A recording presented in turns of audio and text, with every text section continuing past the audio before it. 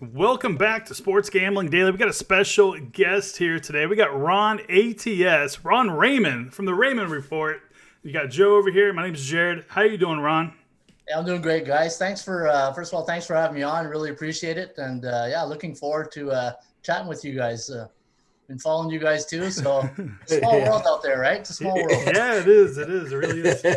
Really small. I see you got your horse racing background. Nice. Usually in the when you have sports, you have your other background. Then you had now you have a black lab. No more Lucy. She's gone. Yeah, So no, can Rusty, you tell us a little about Rusty here there about your dog? yeah, so Rusty, I've always had animals.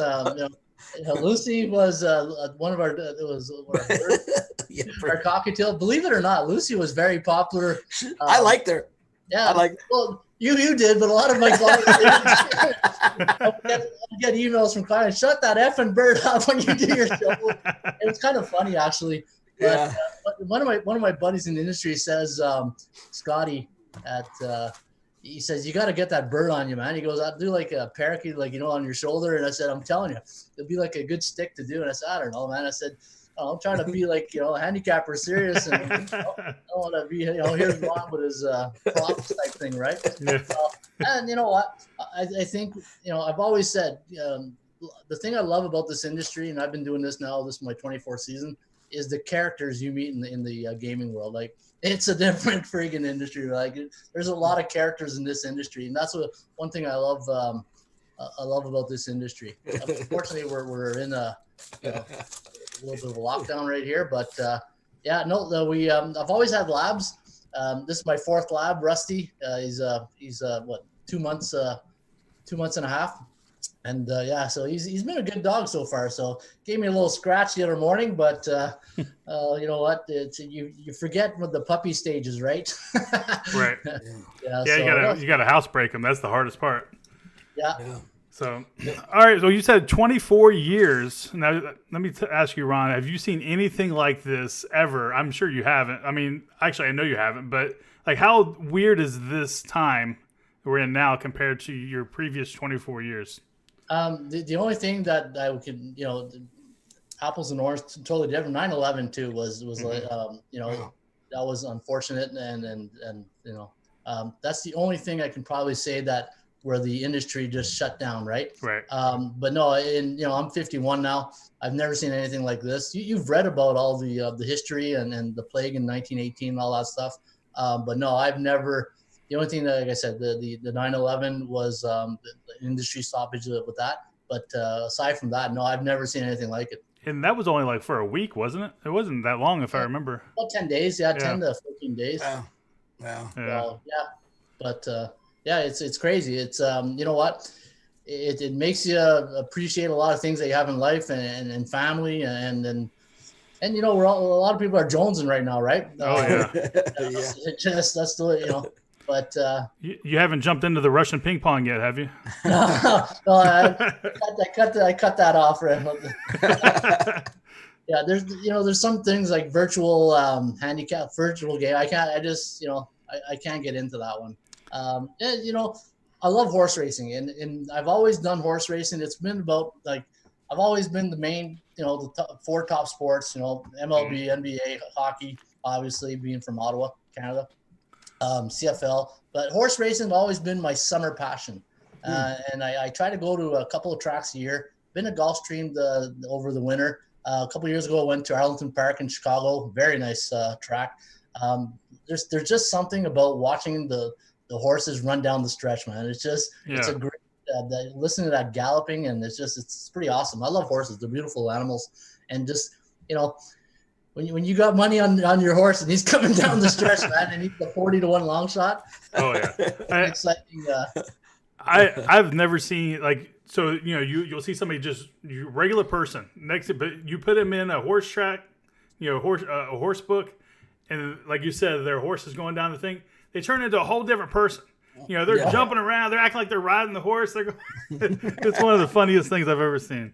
So hey, when you got a 40-1 long shot coming in, everybody acts a little different. Eh? Yeah, they do. But you know what? If there was a weakness at the ATS stats that I've always, not that I neglected, it's just never had the time and the resources when you're the one-man company, and I've got, and I'll get into that in a few seconds. You just got to put your resource and time into the things that make you money, type thing. And horse racing now is giving me time to really research and develop how to make money. Horse racing is very, very tough to make money. Sure. Yeah. And the analogy I give in my videos a lot too is, I think for me personally, I'm not going to sit here on a video and tell you, I love this horse because he's Secretariat's third cousin, right? Like, I have no clue what I follow jockeys and I follow winners. Yeah. And to me, the jockeys, it's like NASCAR, right?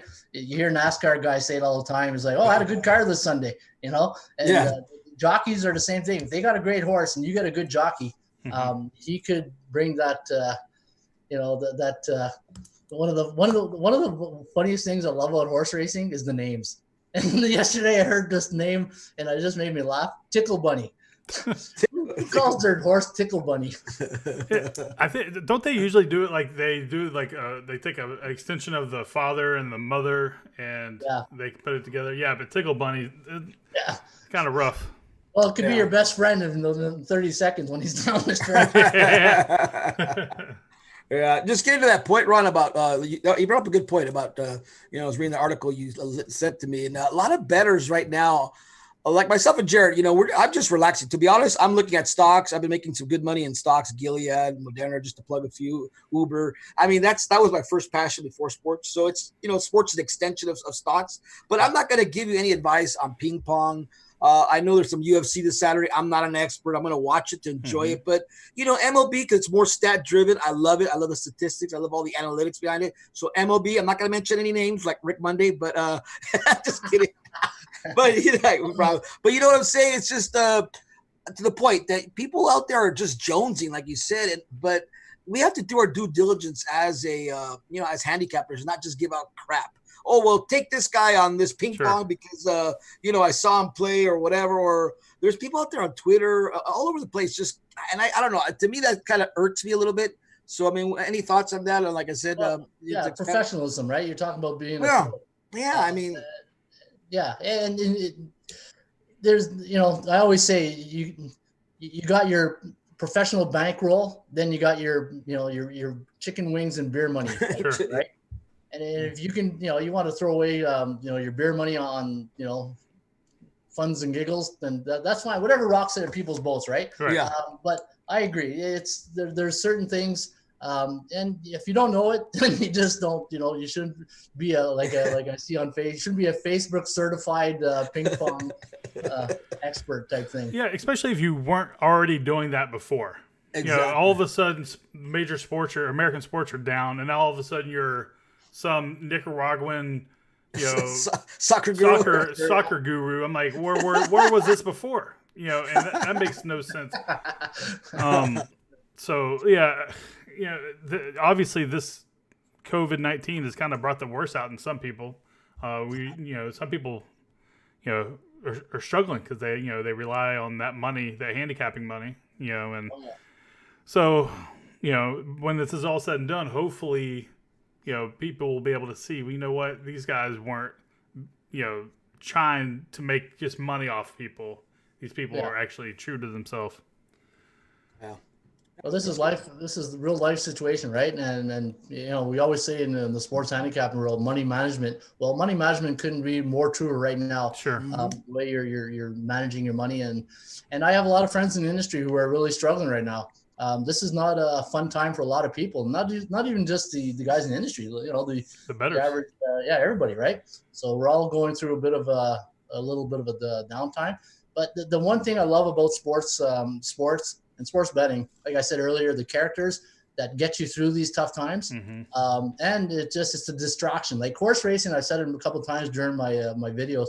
It's a great distraction to that sometimes you need that little 2 hours to cheer on Tickle Bunny down the stretch,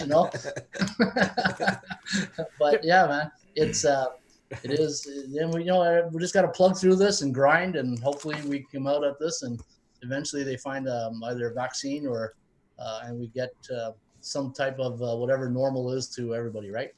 So I got a question on your website here. It says bet the Joker's picks. So sir. is that something new? Because I don't remember seeing that before. Yeah. So like I said, since I've been doing a lot of handicapping in the horse races, and trust me, I've done horse racing along, and I've been doing a lot of research and development, and just like my regular handicapping, I've noticed that less is more. Mm-hmm. And what we do in horse racing, because I focus a lot on the jockeys, the top jockeys at each track is like betting the Yankees and Red Sox all the time, right? Okay. They're always going to come with, like, I'll give an example at Gulfstream Park. Irad Ortiz, Luis Saez, Tyler Gaffalione, those are your Red Sox, your Yankees. Those are your top jockeys. And what I always say is you got to find the Brewers, you got to find the Blue Jays, you got to find the Padres, the value. And that's where I relate it back to the big four sports, right? The Joker's Wild is this. I have a system, and because ATS Stats is mostly about analytics, I try to find the best value in the jockey and the horse trainer combination. And normally that, it's the fourth best jockey in the race. And normally what I try to do is, if like today at Gulfstream, in the first race, our Joker's Wild pick was 3-1, but then in the second race he's 10-1, and that's what I love about the Joker's Wild selection. Mm-hmm. It's just that it's never a fixed odds on the favorite. We've hit things, the horses that were 70-1, 50-1, 3-1, and if we have our record on there, and that's the only consistent thing that I've been really researching that's been keeping us in the money and making us money. Because if I challenge anybody, try to do a full race card, give yourself $100 bankroll, and try to make money that day with that $100 bankroll. And I guarantee you, 9 out of 10 people will be broke by the sixth race. Sure. Because everybody wants to hit that home run. And the thing I always tell clients, look, go for a single. Try to hit a single. Mm-hmm. If that just means, just for show in the first race and build your confidence and build your bankroll, those are things that I really preach to my clients when we talk about money management and trying to make money. Sports has changed over the last 20 some years, and the parity, it's in everything.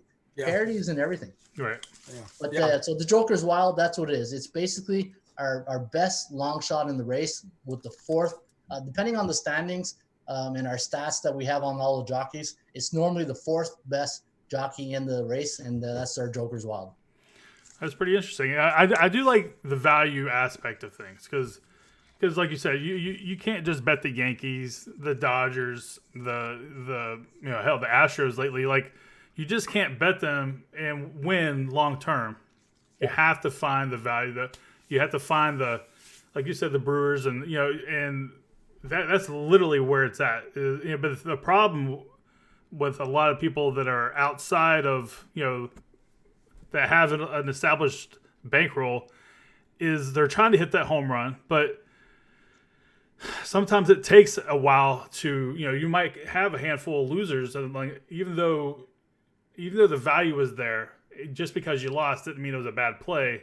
And sometimes a lot of people that are on the outside, like that are asking for picks or whatever, they're like, well, come on, I need a sure thing.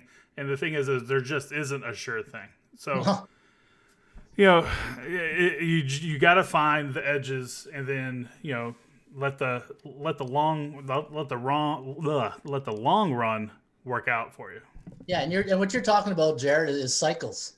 I always say, like in our videos, follow what's happening in any sport, not just horse racing. Follow what's happening with the Bucks, the Lakers, the Raptors. Mm-hmm. See where they are in their cycle. And if you guys know the Raymond report, everything's built around cycles, right? Short cycles, long cycles, and you got to find that right spot to bet your situation, and then understand the environment and the cycle of what's going on, because nothing lasts forever. And I'm a big law of average guy, and what goes up must come down. And again, I always say it in the videos, the old Jerry, the Seinfeld episodes, right? Even Steven, you got to find that middle ground. And that's, to me, that's sports betting in a nutshell, is finding the middle ground and follow cycles and then get value. Value, you're right. You want to, and sometimes you got to tip your hat to the other team. They just won. But as long as you have a theory and you have a belief system and you believe in your system and your theory, and just hell, if your system works 7 out of 10 times, then yeah, tip your hat to the guys who beat you that day. That's all. Yeah. That's a good point. And speaking of your system, so you base it a lot on analytics, correct? It's all numbers. Just like to you, it doesn't even matter. It's team A versus team B. Team A has, the analytics are on his side, and they're going to go with it, right? You could care less if it's the Yankees versus the Dodgers, A's versus the Brewers, whatever, right? I mean, is that what it's mainly based on, Ron? Or what? Yeah, a bit of that. So the thing is, and again, doing this, you learn from your mistakes, right? And the thing that I've learned is cycles. The one thing, trying to really say this so that it's not complicated or it comes out stupid, is that when you're betting into a team, you want to find value. You want to find value, and when you're finding, sorry, I just had a brain fart. What was the question again? Mainly is it so do you, I guess it just comes down to numbers, right? Because just like in stocks and whatever, you're just playing a numbers game. You're trying to win over the long run, so you're not really betting, oh well, it's the Dodgers, I gotta bet them because they're good, Right. Hey, if it's in a bad spot, if they're a bad spot in the cycle, or or whatever, then you have to go with the underdog, that's what I'm getting at. It's just a numbers game. Yeah, it just percentage play. So, exactly. Yeah. What I do is I look for the is this a good percentage play? Mm-hmm. Now, if I've known the say the Raptors have won or covered the last 4 games, well, their percentage play of covering the next game is not going to last forever. And to me, right there, that's a good percentage play to go against whatever that situation is. But you got to see the matchup, who they're playing, and see what the other team's situation is, right? And I'm, I've always said in the Raymond report, we're based the fundamentals of handicapping is based on 3 things. The percentage play, value, and the performance value cycle, right? Mm-hmm. And it's just, if I find that there's value and the percentage play tells me this is a good time to bet this team, then I will, depending, because the bookmakers know.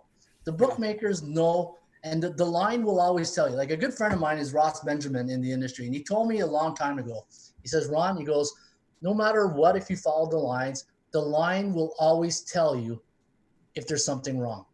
You know what I mean? And like the line will tell you if Aaron Rodgers is playing or not. If the Green Bay Packers are minus, let's say Green Bay is playing Chicago Bears, Aaron Rodgers playing in Green Bay, so it's probably a 7-point line for the Packers, right? If you wake up that one day and you see the line and Green Bay is a 1 point underdog, that line will tell you something's wrong with Green Bay that day, and the line will always tell you, okay, now. What does the bookmakers know that we don't know? And the internet, now everybody's got the internet. It's not like in 96 when I started, and the reason I got started was a guy named Russ Culver. I don't know if you guys ever heard of that name, Russ Culver. He was a Vegas insider. He started with Keith Glantz. Back in the day, he used to have the Culver Glantz line.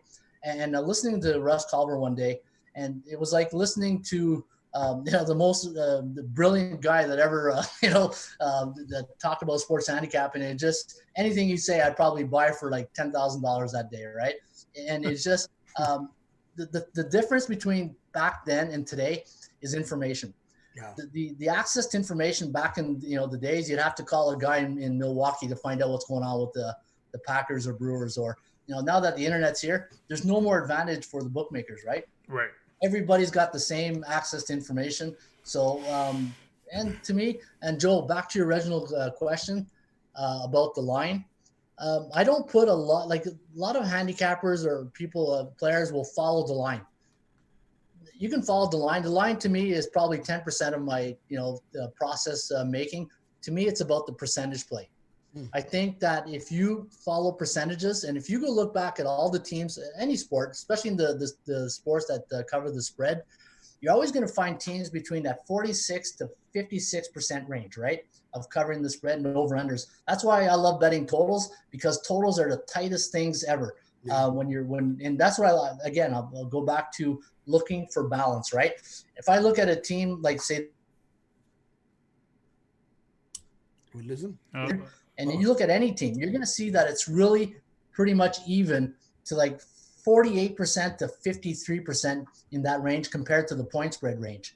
Don't ask me why. For some reason, it happens to be the totals that are easier to handicap when it comes to percentage play the point spread. Yeah, I agree. Yeah, you're right. I mean, that's true. I love totals. How did that work with basketball this year? It seemed like everything was going over all the time. Were you struggling with that at all? Was the system trying to, or did the system pick it up? No, the system picks it up. So because I monitor the totals, like if you checked our site or the videos, I always talked about, okay, what's happened the last week. And I think in this, the same like I talked earlier in horse racing, right? If you're in I look at horse racing like baseball, right? Mm-hmm. If you're at the 7th race of a racetrack that day, baseball, it's like the 7th inning of a game, right? You got to go back and look in each of the races to see what's happening, what's coming in. It's the same with sports. And what I've done in our system, and to be honest, you know what? Since we've been out of sports for so long, I kind of forget some of our features that we have at the site. Like, oh yeah, I remember I do that. But I track all the what comes in because I want to know what the bookmakers need. Because at the end of the day, the bookmaker's job is what? Balance the books. The book. Yep. If they have 100 people betting, they want to make sure 50 people are betting the Lakers and the other 50 are betting the Knicks. Sure. And that's all they care about is balancing that number so they can get their juice. And that's what we do with the Raymond report. We look at what's come in and what the bookmakers need, and then that's where I look at what the percentage play fits the whole culture and environment of the system, right? So that's one way how I handicap my sports. Wow. I've watched a couple of your videos, Ron, where you kind of give a prediction, like Florida Marlins would be 3.91 runs versus the Phillies, which is 2.87. So does that mean that it's automatic you're going to roll with the Marlins, or is that just one piece of the pie there? Yeah, no, that's a good question because I get that a lot, right? Well, you gave this pick, it's the computer pick, and what I try to do, it's because we have so many features at the site, and you're trying to really show it in a 5-minute video. You know what I mean? It's less is more. But the computer pick, a lot of clients and people who follow the videos love the computer picks, and the computer pick is just it gives you the average score of the past history of the algorithms that we put into our system that tells you from the past experience when the line was. I'll give you an example. Let's say Houston is playing the Blue Jays. Houston's a -170 favorite. The total's say 8.5.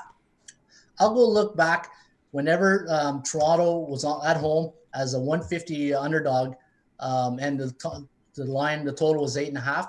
I want to go get the average score and the record of that compared to when Houston was in that same situation. And then what I do is I'll give you guys the average score of what happened between that of history, right? Okay. I always say that you can always learn from history, right? Sure. History will give you an indicator, but then again, I have to look at my fundamentals.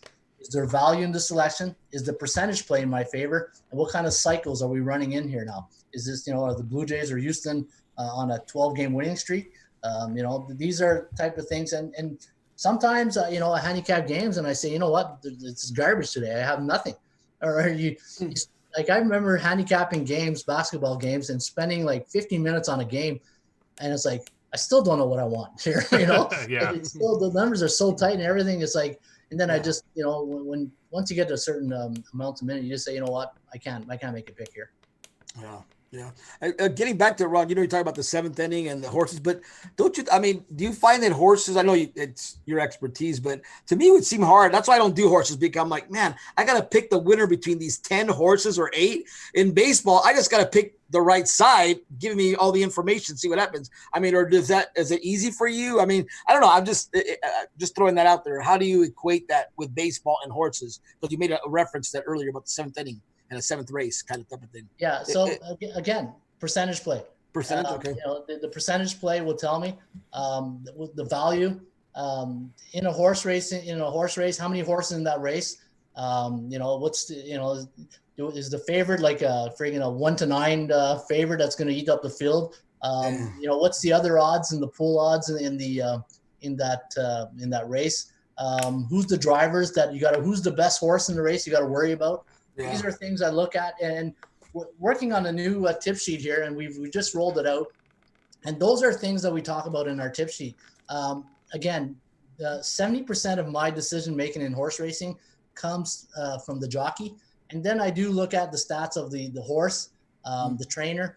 Bob Baffert's in the race. It's a no-brainer, right? Yeah.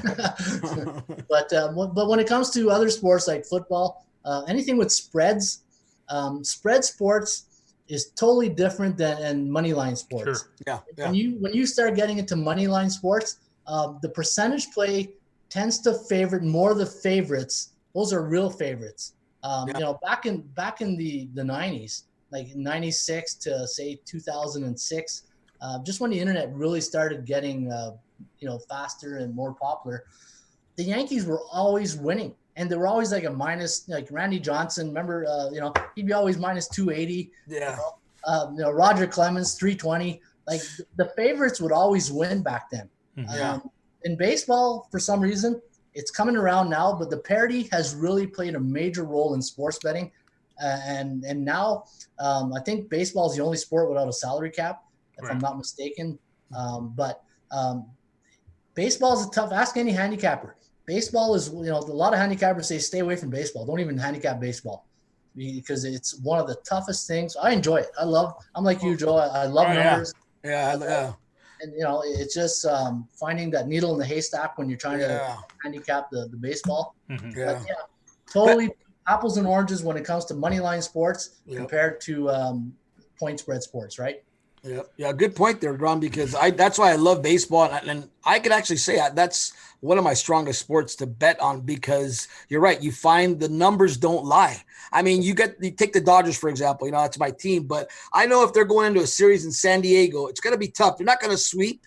A lot of stuff is going to go into it. So I'm going to take San Diego in one of those 3 games or 4 games. I know the Dodgers are not going to sweep. If they sweep, hey, I'm proven wrong. But you know what I'm saying? You can pick those games and then maximize your bet. That's what I do. That's why I love baseball so much, because the numbers, the percentages start lining up even more and more versus football, where you just got once a week, you got all this information throughout the whole week and pick it. And if and it's hard. For me, football's a little harder because, again, it's just once a week. What do you think about football, Ron? Whether it be Canadian or NFL or college, it's a once-a-week sport with so much information that moves that line. To me, baseball is like the lines are sharp too. Yeah, I mean, lines are sharp, and even your ping pong.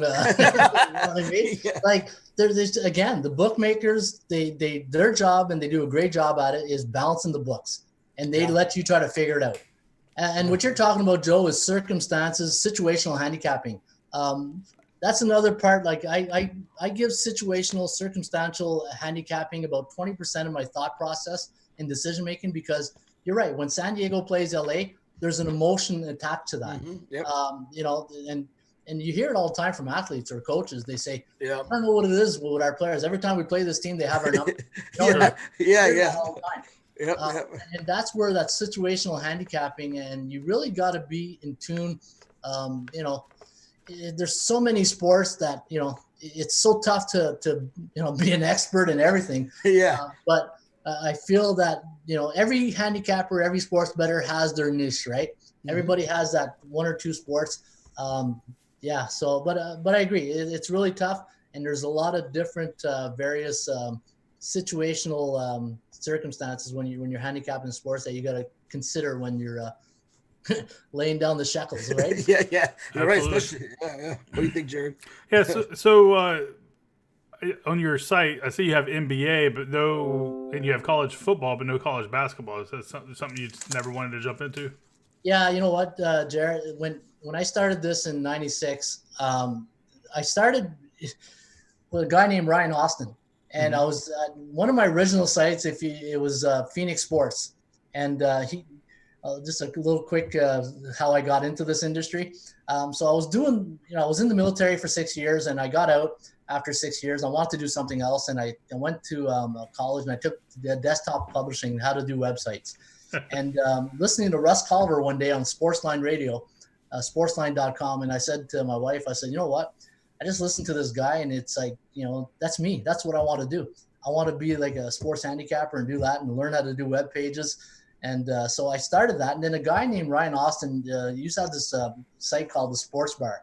And he called me up one day, and he goes, I got a website. I'm doing handicapping. He goes, I know jack squat about hockey. He goes, I got all these guys asking me about hockey. I said, well, lucky for you, I'm from Canada. I know a little bit about hockey. Sure. So I started giving him hockey picks, and the picks were coming, and he was getting a lot of, he goes, you need to start your own site. He goes, you're getting too big for our site. I said, okay. And he gave me that little nudge to start Phoenix Sports. And next thing you know, I started Phoenix Sports, and then I grew other tools, and and that's how I got into the industry and met a lot of great guys and learned from a lot of great handicappers along the way. Like, I'm going to name drop here, guys like Russ Culver, Mike Lee, Keith Glantz, Ross Benjamin, Greg Dempson, Dave Malinsky was a great one. Teddy Covers. Old school. You're going old school. Yeah. Teddy Covers back, he still is one of the sharpest guys in the industry. There was a guy also, Tim Trushell, Brent Crow. These are all guys I used to listen to on the Russ Culver show. Mm-hmm. And learned a lot from these guys. I even wrote a book, and I picked up a lot of tips from a lot of those handicappers and put it in that book. I'm sure I left a few names out there, but apologize to my veteran friends. You know what? That's how I got in this industry, and still doing it today after 24 years, and I love it. I can't wait for it to come back, and really enjoy doing it. And sorry, you do it from your place, right? Do you ever go to like Vegas at all for like trips or anything, or just for fun? Or here's the funniest part that everybody will blow your mind. Never been to Vegas. Come on, come on, Rod, get out of here! Really? I don't believe that for a second. Credibility as a handicapper, right? Wow, that's but you know what? There's one thing. I've never been to Vegas. Funny, right? And we're planning to go this summer because I want to go meet Tony George. Tony George's wife does my proxy for the contest. Oh, for the super contest, yeah. The super contest. So I was supposed to go down this summer and see all the guys, and unfortunately with COVID, but I will make my way down there for sure. Maybe we'll meet up there with. Well, I mean, it's going to be emptier. Prices are going to be cheaper. We're going to have the rooms. I mean, why not? Joe, you're going to move there, aren't you? Something like that. Yeah, we're probably moving there. Yeah, I mean, I love Vegas. I mean, I'm like always been 3 hours away, so we would go there every summer to go bet. I'm talking about way back when the Riviera was there, Ron. It's old school casinos, and so I remember the guys you're talking about. I know some. Yeah, in Vegas, there used to be a lot of sharks there. I mean, it was a great town. It still is, but. Like you said, the Stardust. I mean, it was just, I used to be able to bet and then have to go run to another casino to get that bet in because the line had not moved yet. Because there was no internet back then, so you can get a better number somewhere else. It was crazy. They wouldn't even let you have phones in there. Like, if they saw you with a phone, they're like, "Hey, get out." Yeah. Really? It was crazy, But yeah, now it's changed a lot. But yeah, it's always a fun town. I mean, obviously with the new laws passing, you can gamble. I mean, all over the U.S. But I don't know. I don't think it's gonna be like Vegas. I mean, and I don't know when all 50 states will be all legal, right? We have like 18 states right now, Jared, or 16. Yeah, I think it's 18 with, I want to say 24. They say by the end of the year, but who knows now? The government shut down or most things are shut down right now, so it might get pushed back a little bit. Yeah, like in Canada. How's it in Canada? Is it all legal? I know. It's in Canada. We're still they have these provincial lotteries. So it's like parlays, right? It's but they're working toward. I know there's a Woodbine group working towards getting single betting. Jim Lawson's the CEO at Woodbine. He's been lobbying pretty hard, doing a great job. But to me, Vegas is offshore. Like, to me, the offshore guy. Like, I know my connections are all the offshore guys. Yeah. What's left of them. I prefer dealing with old school guys. It's just, you start getting these corporate books in there, and then you lose that genuine, the characters. Yeah. Because, you start getting these public books in there, and now it's about numbers and CEOs and friggin' memos, and, you can't even get toilet paper probably unless you pass 3 memos, right? But I just feel the old school guys, and this is betting. This is not, you're not getting, the 12 donuts on the way out or steak knives on the way out here. This is old school betting. And a lot of these guys, then to me, there's still that personal feeling and touch with I've been doing this since 96. So I have a lot of good relationship with a lot of offshore guys. To me, the offshore guys is where my bread's buttered on. they've always taken care of me, and I've always, reciprocated and hopefully done a good job for them. That's good. Online poker is legal in Canada, isn't it? Online poker? Yeah. Maybe. I'm I pretty think sure so. it I'm is. not a big card guy. Okay. Yeah, never was a big casino card guy. Sports guy, right? So it probably is at some places like on some of like in the Casino Niagara around that area near Windsor. I'm pretty sure it is. Speaking of Windsor, I've only been to Canada once, and I actually flew into Detroit. I had no clue that Canada was on the other side of the river. I remember I was taking a taxi, and I was going to one of the casinos there in Detroit, and I was like, and it looked like Vegas across the river. I'm like, what is that over there? He's like, that's Canada. I was like, take me over there. I was like, Windsor, that's where it's at. Windsor? I went to Windsor. It was a lot of fun. It was hard to get into Canada, by the way. The Mountie, which I always thought that Mounties was like a WWE character. I didn't know they were real. And was this about the same time the Astros sign stealing? No. This was this was a long time ago. This is like 2002, 2003. It was right after. It was like a year after 9/11. Oh yeah, no, yeah. And it was funny though. Like the Mountie was asking me all these questions: where I'm staying, where I'm going. I'm like, I'm not even staying. I'm only going to be here for like 10 hours, and I'm leaving. He's like, what's your flight number? I mean, I didn't even think he was going to let me in. He let me in. I had a great time. I came back. I'm like, oh, man, to get back in the United States is going to be really hard. I was like, and I came across, and I was going through the immigration thing, and they're like, where were you born? And I go, South Carolina. Oh, I mean West Virginia, because, I was born in West Virginia, but I kind of grew up in South Carolina. And I was like, oh, crap. And they're like, oh, yeah, come on in. No big deal. I was like, well, no wonder they got us. I mean, geez. They're just letting anybody in, no problem.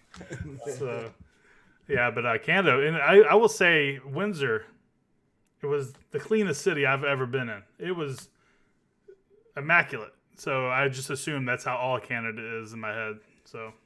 Well, no, not probably. Well, I always remember when I was young, we had these wrestling, like we had this little wrestling tour that used to come and do all the little cities, and we had these wrestlers that came from the States. And I remember when I was only 16 years old, and the first thing that I asked him, I said, "So what do you think of Canada?" He goes, "Man, I can't believe how clean it is here." And that's I hear that a lot from the American visitors come up here, and that's the first thing they say, and especially in Ottawa because the nation's capital, and they're always working the manicuring the lawns and then the tulip festivals and all that. So, right. Yeah. So, well, I mean, just imagine coming from Detroit, which is not a nice city. Sorry for all the people up in Michigan, but y'all got some work to do up there. So, it was pretty dirty there. But going over to Canada was amazing, and I'd love to go back, especially because my favorite hockey team is in Canada. Oh yeah, Edmonton Oilers. The Flames? Oh, the Oilers. Okay, good. If you're gonna say Toronto Maple Leafs, I was gonna cut this video off. So you a Senators fan? Yeah, I love the Sens. Yeah. Oh, wow. You're painful, right? Yeah, painful time. You're gonna talk about Anaheim to Have the Senators ever won? I'm not a big hockey per se, but have they ever won a Stanley Cup or not? No, was it 97? They played the Ducks from the Stanley Cup, but we're a small city. It was okay. It's you just look at the last 20 years. I don't think the Stanley Cup's been back in Canada since the Canadians won it in was it 2096 or 2000? Yeah, 96. Yeah. So it's been a while, or 93 or 96. It's been a while since we saw the Cup back here. Well, you mind bringing it back? We'll give you back the NBA championship. Well, all the Canadian players. That's a deal. I know all the Canadian players play in the U.S. now. Most of them come over to the U.S. Right? I mean, so who knows? But I mean, you get drafted. There used to be a handicapping angle where you're gonna pick the Stanley Cup. Look for the team with the most Canadians on it, and that's what you bet. Yeah. If you look at the last 10 Stanley Cups, that was one of the angles a lot of handicappers would use. Yeah. Wow. That's funny.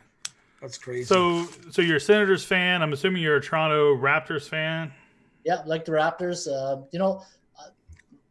Basketball was always, my fourth favorite sport. Mm-hmm. I love hockey. I love football. Football and hockey is my, 1-2, 1A, 1B. then baseball, and then basketball. But ever since the Raptors, every year just more and more got into basketball. And I think the last couple of years I've watched more basketball than I do hockey. Hockey right now is completely different than it was, say, even 10 years ago. 10 years ago, the fourth line player, you knew every fourth line player. Now every team, you don't even know who the fourth line player is, even the third line player.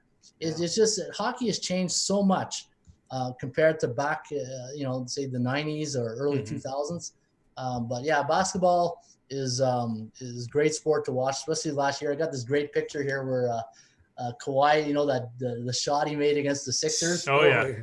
Or made him beat cry. Made him beat cry. Yeah, I've got this beautiful picture hanging on my wall here. So yeah, I'm a converted hockey guy to basketball guy now.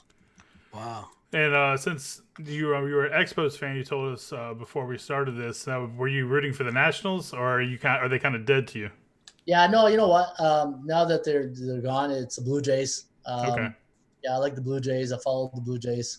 And you know what? And I'll follow the team that makes me money. Sure, absolutely. That's what it all comes down to. I'll bet against my team all day long.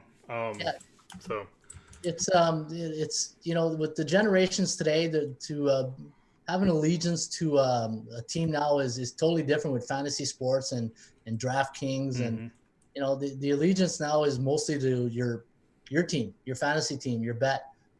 It's not like our parents' generation or my generation where you bleed and cried for your team, right? Sure. So it's a little different today now.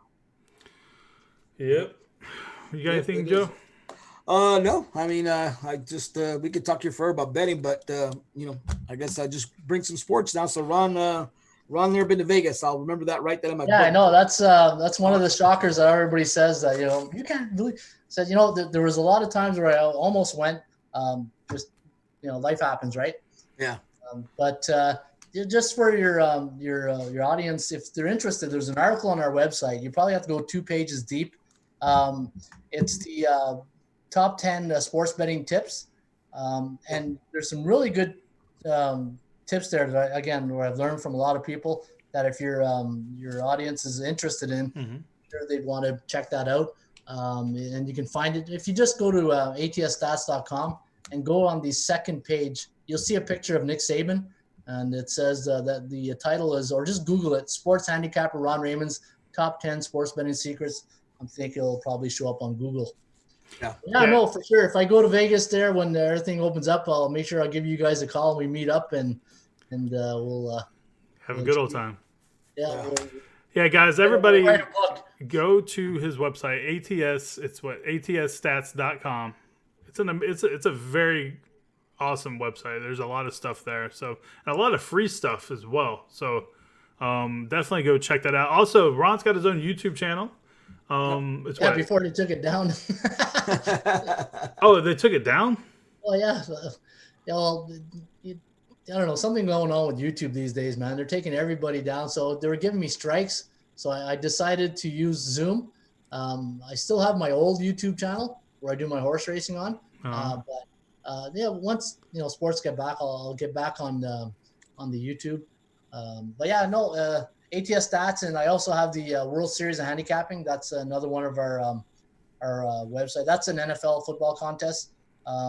Been doing that now for 8 years. We're going in our 9th season, and it's a really good contest. You pick 7 games against the spread or over unders, and you rank your picks 1 unit to 7 units.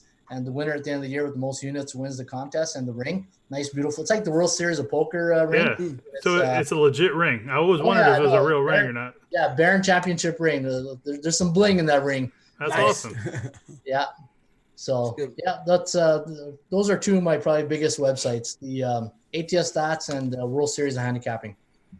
Good. There you go, guys. Go check it out. And Ron, I hope you come back. We'd love to have you back on the program again. And for sure, man. I'm just excited. Hopefully we get sports coming up here soon. What's your best guess when we're going to see an American or a top 4 sport? You know what? And to me, I tell my buddies, until there's a vaccine, I don't know how you can really try to make it work, right? A lot of the bigger pro leagues, they got the money to to not insure, because you can't insure safety, but they got the money to really go through the protocols and guidance and restrictions, but for how many months, right? I know the NBA and the NHL, I've seen ideas where do a tournament and finish off the year, but baseball, I don't know how you do baseball.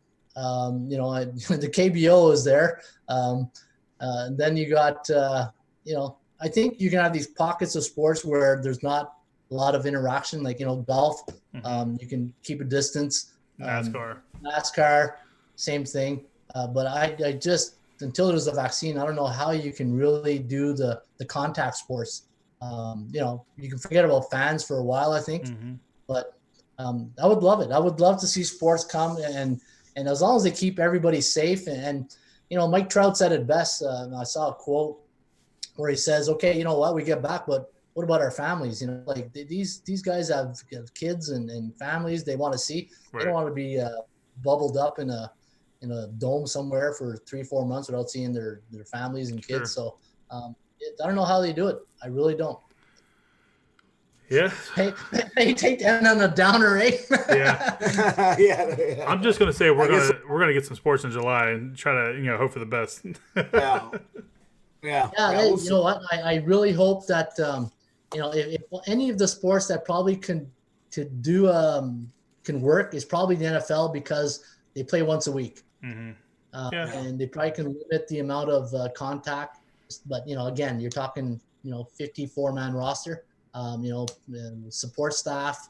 It's going to be a tough challenge, but just like any other sports fans out there, we'd love to see it come back, but nobody wants to see come back under bad conditions or situations where people or lives are at risk, right? Right, exactly. Yep. So it sounds like we're all going to become expert NASCAR handicappers. So I guess that's something we have to look forward to. Yeah, you'll get your Facebook certified stamp. But I'd love to do this once sports comes back, and we can break down some games and throw some numbers at you guys, and that would be a lot of fun. Yeah, I would love that. I'll get Rusty on the show. Yes. Yeah. We'll do it like an old Vegas style show, like you said, like the old school guys. Just say, "Here's our best play of the day. Bet the farm on it." 5-star golden best bet game of the year, right? Yeah. Stone cold lead pipe lock. Put the whole kid's inheritance on it. No problem. All right. Well, that'll do it, guys. Again, thank you, Ron, for spending some time with us. And thanks, Ron. And I guess stay safe up there in old Canada. And we'll see you soon. All right. Take care, guys.